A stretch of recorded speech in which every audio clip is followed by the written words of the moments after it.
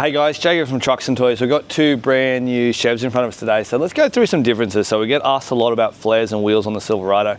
This truck does have the flares, so you'll see it does have the more aggressive sort of stance and look to it.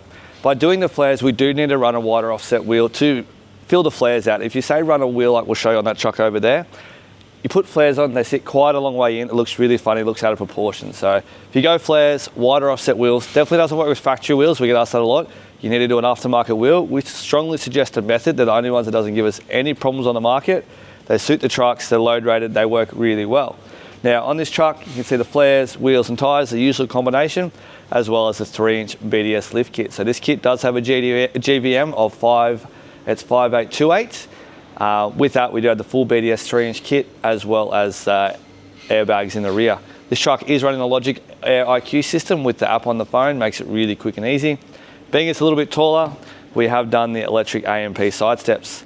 These steps are great for getting in and out. A little bit wider, come down a little bit lower, just easy to get in and out of, as well as the courtesy lights down each side, which just makes that nighttime stepping in and out a lot easier. Around the front is running the off-road creative bar. This has been color-coded white to match the vehicle.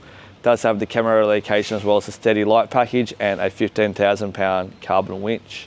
Now, if we have a look at this other truck over here, this one doesn't have the quite aggressive look. It has more the street clean look. Still running the 3-inch BDS lift kit with the GVM, but the new 709 methods with a set of Yokohama J-lenders. Both trucks are running 35s, both have got GVMs, and they both have that 3-inch lift height.